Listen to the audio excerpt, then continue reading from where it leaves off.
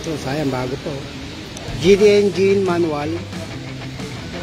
Okay, dual mass problem.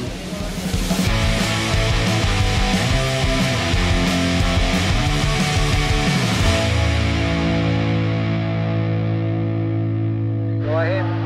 Okay, ano ba yung mga issue? Ang issue po nito ay vibration, makaldag. Pag pinapatay, ni-start kaldag, delay shifting. Ngayon, yung iba po, wini-welding nila rito para maging single. Iba naman, pinapalitan. Tinatry po namin sa machine shop, ayaw gawin. Bakit ayaw nilang gawin? Kasi hindi po ma-perfect.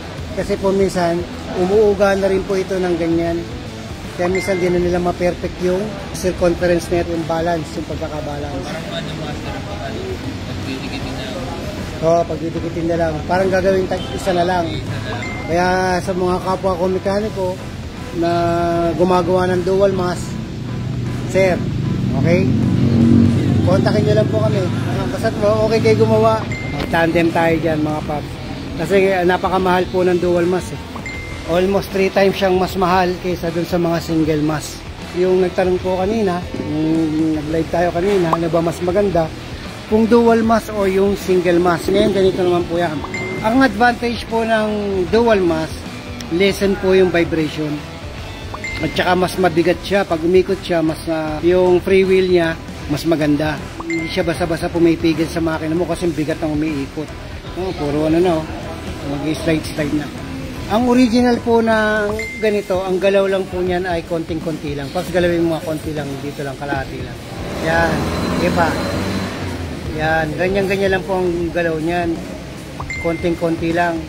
Pero, isagad mo, Pops, kapag gumanya na po yan, yan umikot na. Todas na. Okay, dual mass din ba yung Hilux na 2017 na GD? Kapag po yan ay manual transmission, dual mass po yan. Kasi isa lang naman po ginamit nila dyan. Ito po sa ano to, commuter. Deluxe. Yan, sa Deluxe po yan.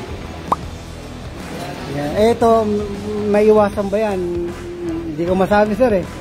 Depende sa paa o nasa pag-shifting nyo. Mahirap po yan bulaan kung paano mapanatiling matibay yan. Kapag clutch driver ka, ang problema kasi sa GD engine, ang taas ng angat ng pedal. Pag sobrang taas ng angat ng pedal, kapit na kapit pa rin yung clutch disc dito, kaya pinipigilan siya ng clutch disc. Ano nangyayari? Nasisira ngayon yung lumuluwag, yan, no? Kaya minsan pagpatay mo, boom! Nagagana yan.